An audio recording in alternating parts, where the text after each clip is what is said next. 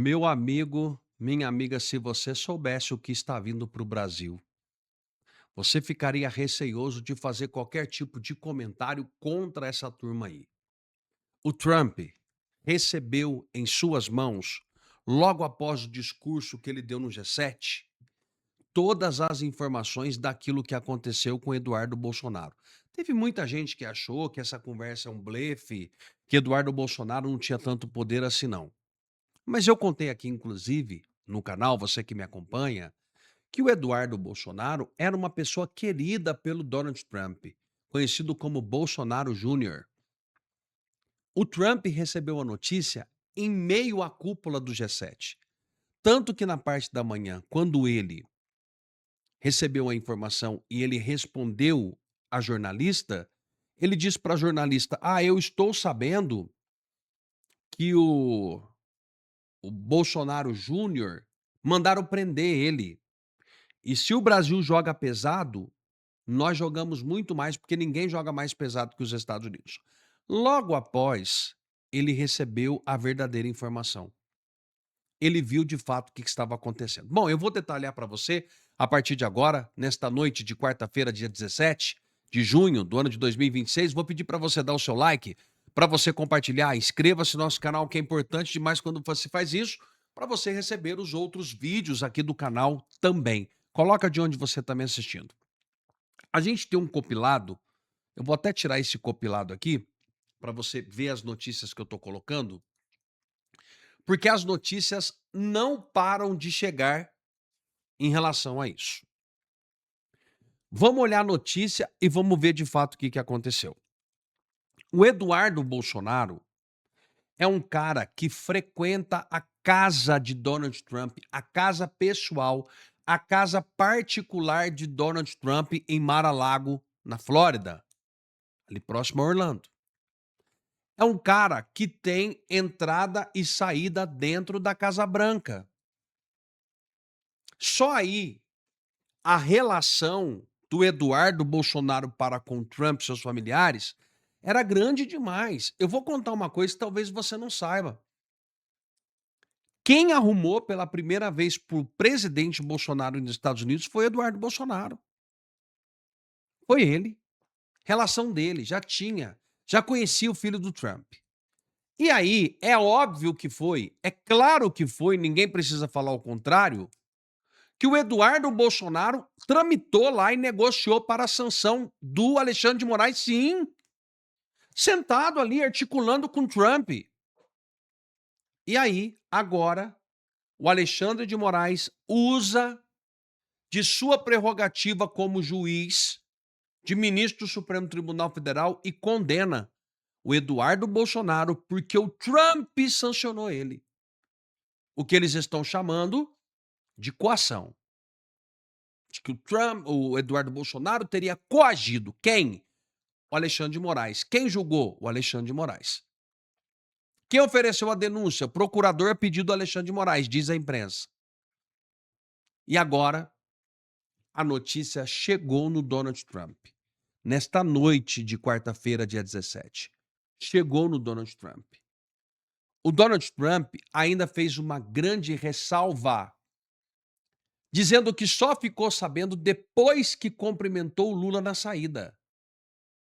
Que se ele tivesse ficado sabendo antes, ele já ia chamar o Lula mais uma vez para conversar. Eu não sei se você viu notícias da semana passada, onde o próprio Lula chama Cássio Nunes e André Mendonça em uma conversa reservada, não escondida, reservada, e fala para o Cássio Nunes e o André Mendonça que não ia mais ficar do lado do Alexandre de Moraes, que não dava mais para sustentar essa crise.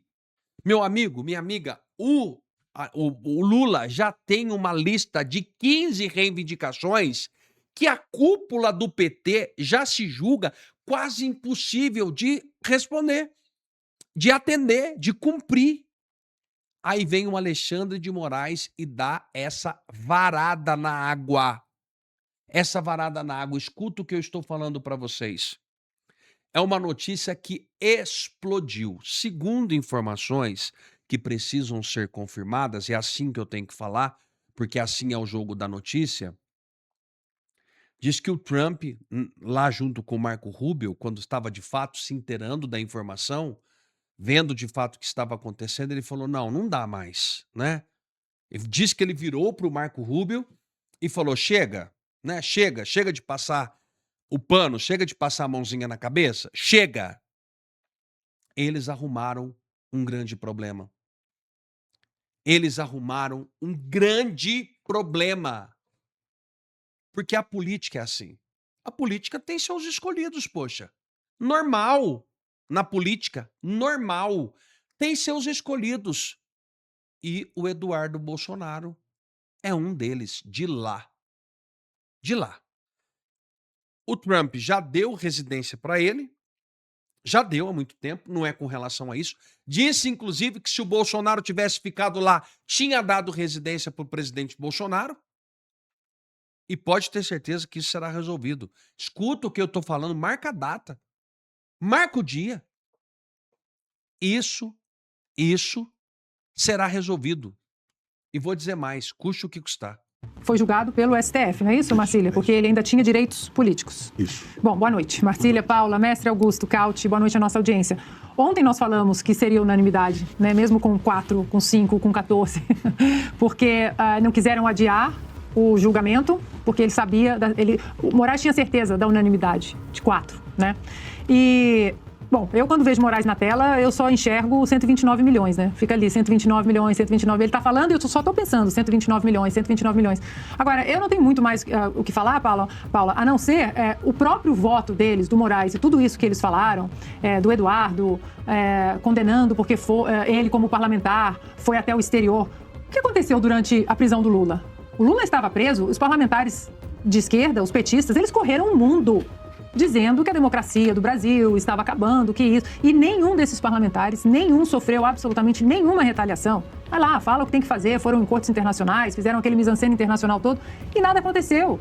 Então, se o Eduardo tem culpa das tarifas, se tira a tarifa é culpa do Eduardo também, aí é mérito do Eduardo, e aí coloca agora as tarifas, o que faz com uma investigação de 1 ano da seção 301? É culpa do Eduardo também essa investigação de 1 ano? Ou seja, um peso, duas medidas, 2 pesos, 2 medidas, porque não é a régua da justiça hoje no Brasil, ela pende para um lado apenas, e é o lado da perseguição política, isso aí já está óbvio há 6, 7 anos. Agora, aí Fabiano Zettel, que teria participado com Daniel Vorcaro. Angra resolvido. Ao vivo eu conto os detalhes. Daniel Vorcaro, você foi 100% resolvido? Os 2 caras? Zettel, 100% resolvido. E ao registro depois de uma fala do Luiz Felipe, que era o capitão do barco, para passar a perspectiva da vítima, né? O Luiz Felipe conta para uma outra pessoa: eu estava realmente precisando conversar com você, Marcos, até pelos fatos que aconteceram, não sei se está ciente. Está ciente, Luiz Francisco? Luiz Francisco responde: responde o Luiz Felipe, o capitão do barco, sobre os milicianos que vieram me ameaçar aqui dentro da Marina, em nome do Daniel Vorcaro. Tá sabendo disso? Luiz Francisco diz: não.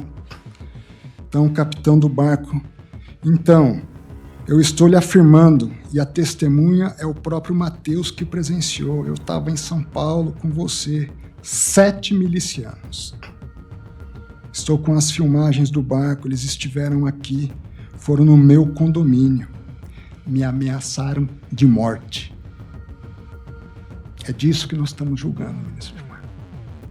Não é o caso que nós estamos julgando. Não é Lava Jato. Esse é o caso que nós estamos julgando. Nós estamos julgando 2. Esse não é Lava Jato, esse é o que nós estamos julgando.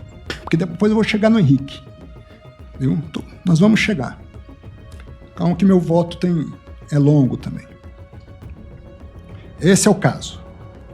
Essa é a turma operando.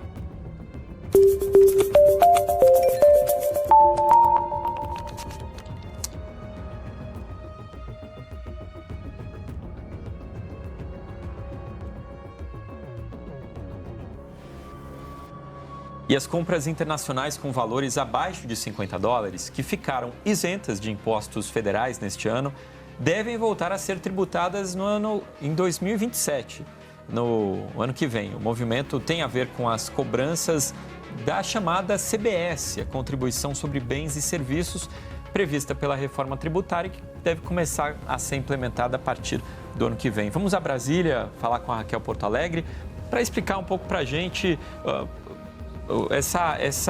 o que deve acontecer, afinal, com a taxa das blusinhas dentro de um contexto de reforma tributária. Raquel.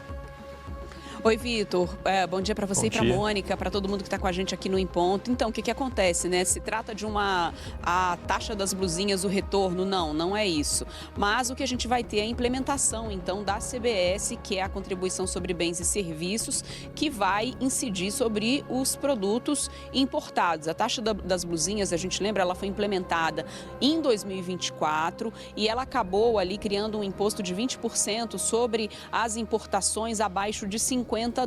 Nesse ano, agora, a taxa das blusinhas acabou sendo suspensa e por força também de um movimento que gira em torno das eleições desse ano. Então, a taxa acabou sendo suspensa, mas foi uma taxa que trouxe um retorno importante para o governo nos últimos anos, desde agosto de 2024, quando ela passou a ser implementada. Agora, então, ela está suspensa. Só que com a reforma tributária, outros tributos foram implementados. E aí, a CBS começou a ser colocada em prática já esse ano de forma num formato de teste, né? Ainda avaliando ali como é que a cobrança seria feita. O governo tem avaliado como é que essa cobrança seria feita e deve passar a valer efetivamente em 2027. A alíquota ainda não está definida. A alíquota vai ser definida numa resolução que deve ser aprovada até o final desse ano pelo Senado Federal. Então não é a taxa das blusinhas o retorno, mas é a implementação da CBS. E a CBS é um novo imposto?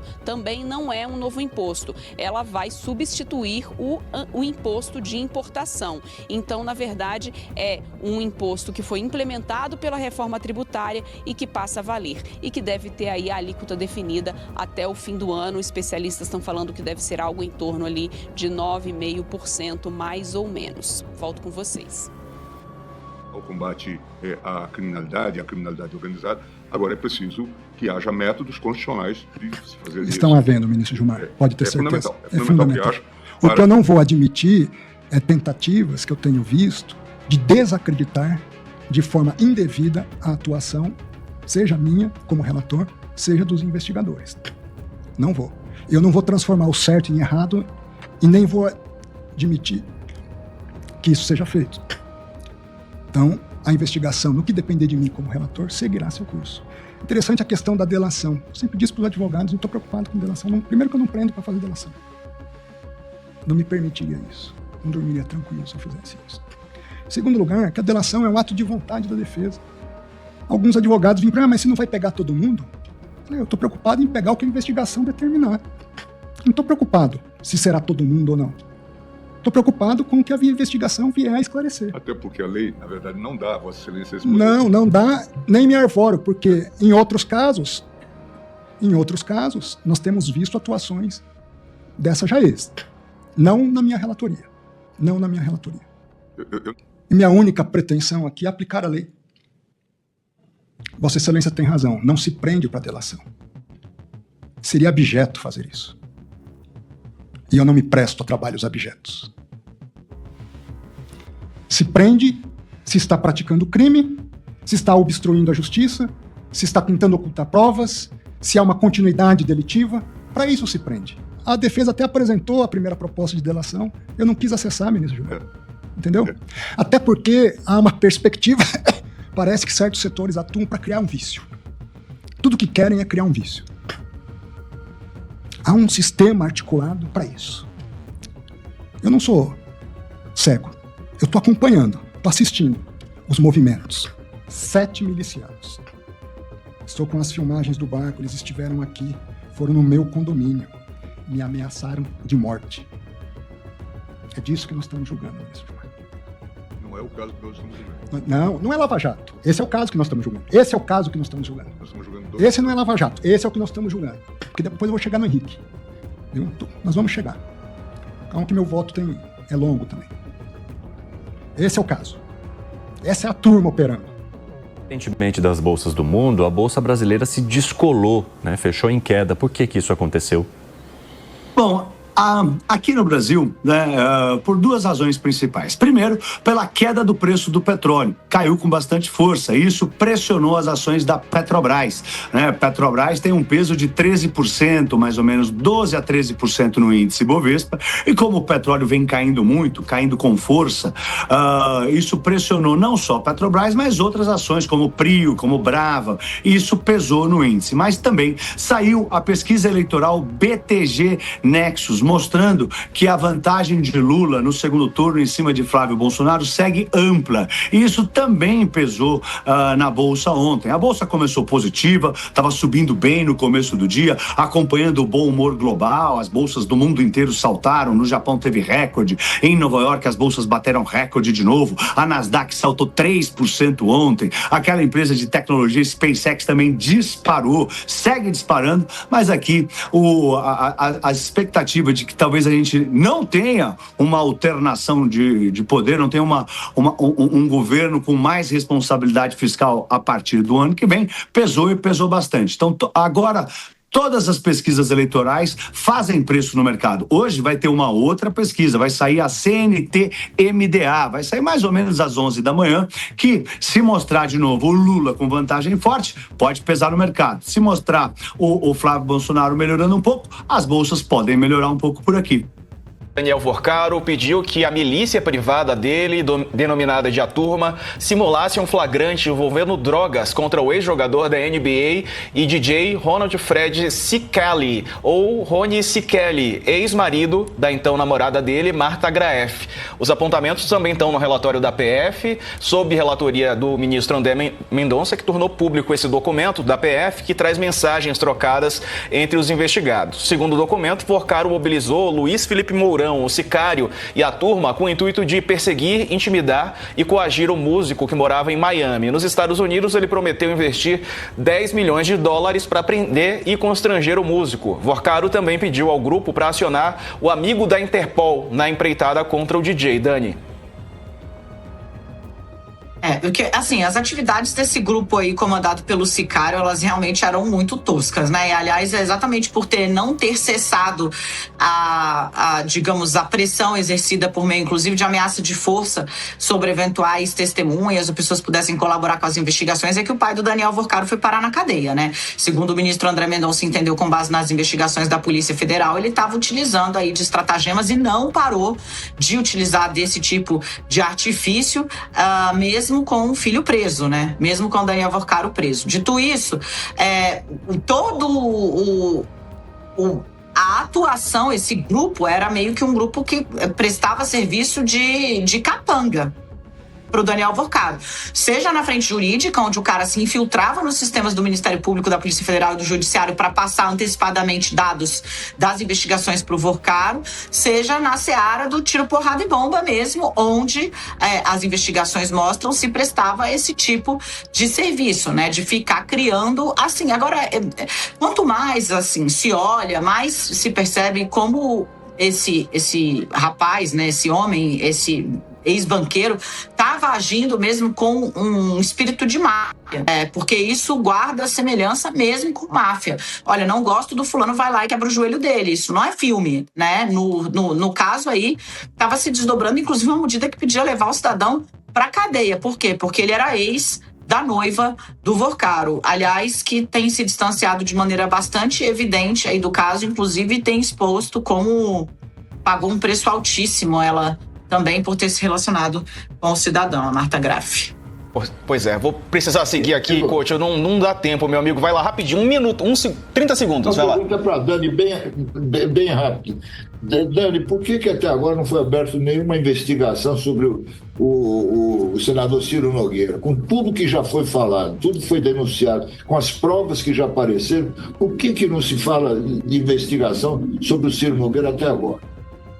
Tem um inquérito, Coach, do qual ele é alvo e do qual o irmão dele, que é sócio em vários negócios e apareceu ali recebendo recursos, né, que passavam pelo Banco Master e pelo Daniel Vorcaro, chegou a ter a tornozeleira eletrônica instalada e uma série de medidas cautelares, né, inclusive proibição de se comunicar com Ciro Nogueira.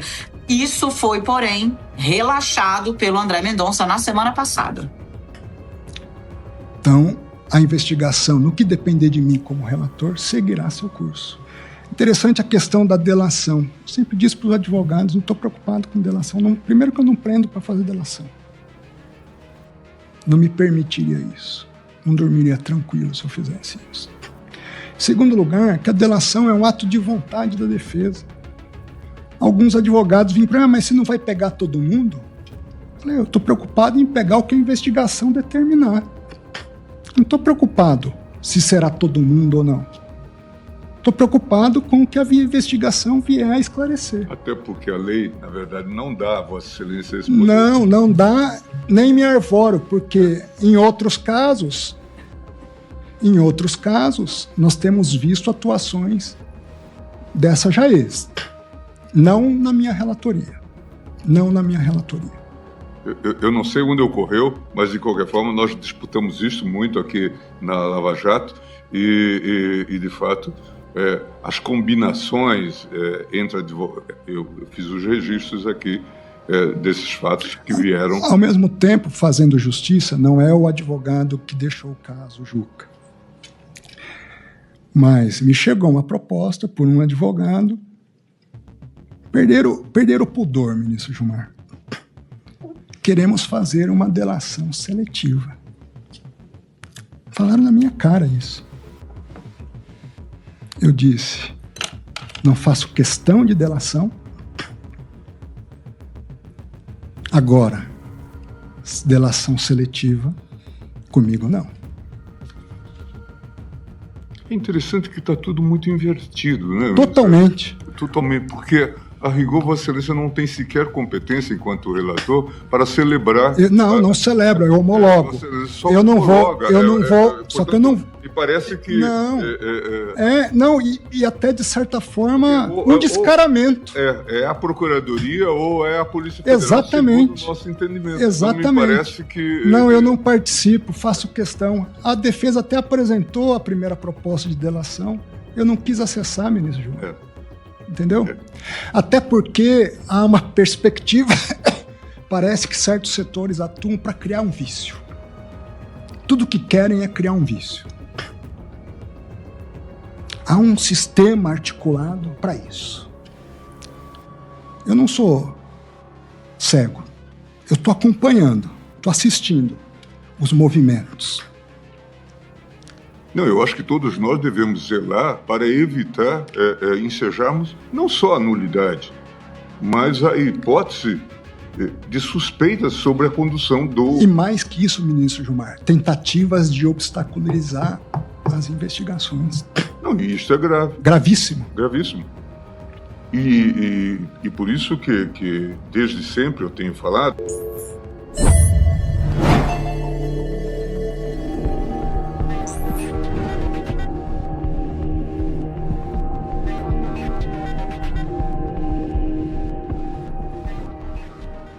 A investigação reuniu fotos de viagens do dono do Banco Master, Daniel Vorcaro, com o senador Ciro Nogueira. Registros dentro de um jatinho nos Estados Unidos em 2024 e nos Alpes franceses em 2025. De acordo com a Polícia Federal, havia elevado grau de proximidade pessoal, materializada por registros de encontros frequentes em ambientes privados, viagens internacionais e reuniões sociais recorrentes. Em um padrão que, segundo a PF, revelava vínculo próximo e duradouro. A investigação apontou que a relação entre os dois ia além da amizade. Uma relação funcional e instrumental, estruturada a partir da convergência de interesses ilícitos e orientada pelo benefício